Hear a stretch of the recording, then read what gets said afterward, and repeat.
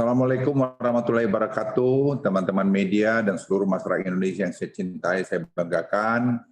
Pada kesempatan hari ini, izinkan saya kembali dengan teman-teman Menko Perekonomian dan Menteri Kesehatan untuk memberikan informasi perihal penanganan pandemi COVID-19. Bidang saya khususnya di Jawa Bali. Awal varian Omikron ditemukan, pertama kali di Indonesia, pemerintah kembali memberlakukan berbagai kebijakan untuk mengatasi dan meminimalisir dampak dari sebaran varian ini.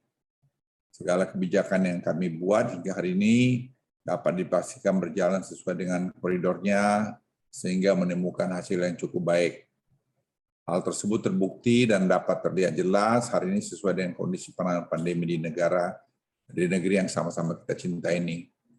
Di kesempatan ini, pemerintah terus memastikan bahwa kondisi penanganan pandemi memberikan dampak begitu berarti dengan turunnya kasus tren, kasus konfirmasi, dan tingkat rawat inap secara nasional. Hari ini misalnya jumlah kasus telah berada di bawah 10.000, sementara jumlah kesembuhan lebih dari 39.000. Hal tersebut sejalan dengan penurunan kasus dan rawat inap rumah sakit di seluruh wilayah Provinsi Jawa dan Bali yang begitu signifikan.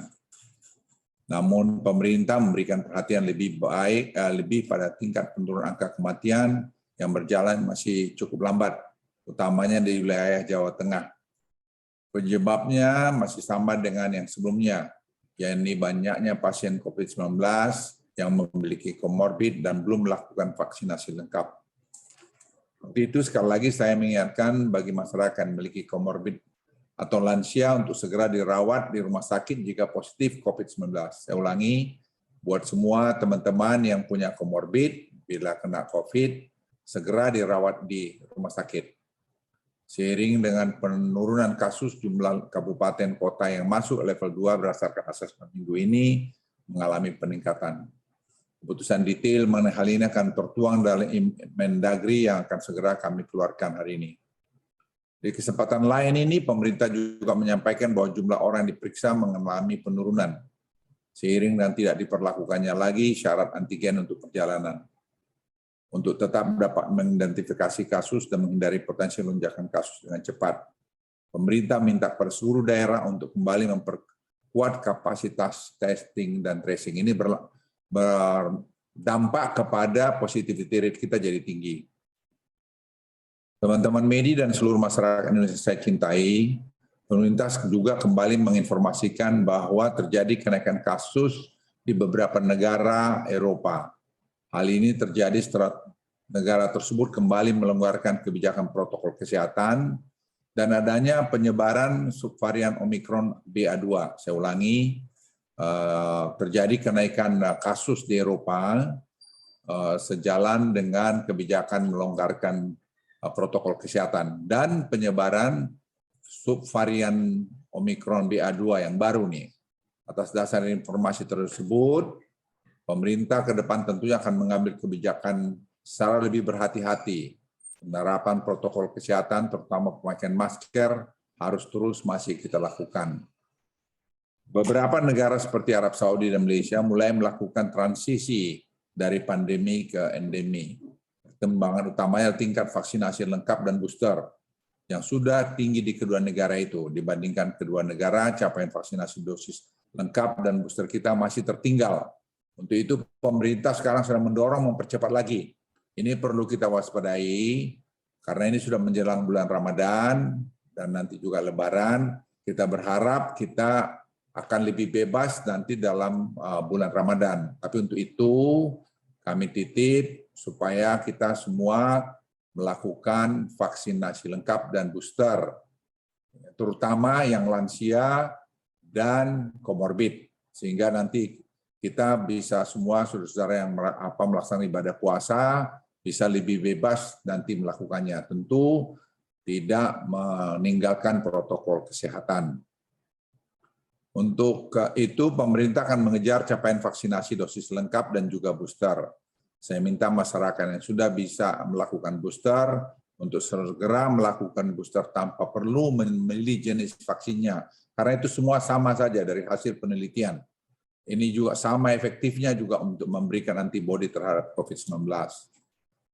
Langkah akselerasi vaksinasi dosis lengkap dan booster diperlukan demi mendukung jalannya kegiatan selama bulan Ramadan dan Idul Fitri yang saya sudah jelaskan tadi. Dan saya ingin ulangi lagi, kita berharap agar jalan aktivitas ibadah umat muslim dan dalam Ramadan dan Idul Fitri nanti tetap dapat berjalan maksimal dengan tetap menerapkan protokol kesehatan sehingga tidak terjadi lonjakan kasus. Nah, ini semua kerjasama kita. Sekali lagi saya himbau semua kita dari sekarang masih ada 2 minggu sebelum bulan puasa untuk kita mempercepat tadi vaksinasi ini. Dan itu untuk keamanan kita semua juga. Hal lain yang perlu saya sampaikan adalah Bandara Juanda akan kembali beroperasi untuk keberangkatan dan kedatangan PLN non-PMI, termasuk bagi jemaah umroh. Segala persiapan untuk menunjang hal ini, mulai dari tempat karantina dan isolasi hingga kesiapan petugas di lapangan sudah dikoordinasikan dengan sangat baik. Beroperasinya Bandara Juanda untuk PPLN non-PMI akan berdampak positif bagi ekonomi Jawa Timur. Kabar baik lainnya datang dari evaluasi pelaksanaan tanpa karantina di Bali, di mana dalam penerapannya dalam 1 minggu terakhir, jumlah wisatawan mancanegara datang ke Bali meningkat sangat pesat. Namun dengan tingkat positivity rate PLN yang rendah, yakni di bawah 1% saja. Namun kami masih akan melakukan evaluasi selama 1 minggu ke depan sebelum kebijaksanaan ini dapat kita terapkan di seluruh Indonesia. Penerapan visa on arrival juga mampu mendorong peningkatan wisata mancanegara yang masuk.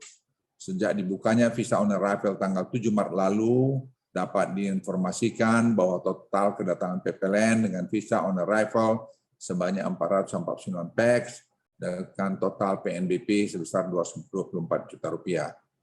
Berdasarkan hal tersebut, pemerintah akan memperluas penerapan penggunaan visa on arrival dengan target negara-negara memiliki potensi wisata yang besar dan juga negara-negara G20.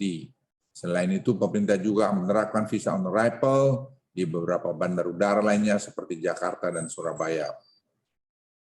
Teman-teman media dan seluruh masyarakat Indonesia yang cintai, segala keberhasilan pencapaian didapatkan hingga hari ini, khususnya dalam pengendalian varian Omikron, ini tidak terlepas dari kerja keras kita semua, kepedulian dan kerjasama semua elemen bangsa yang menginginkan agar kita segera keluar dari badai pandemi ini.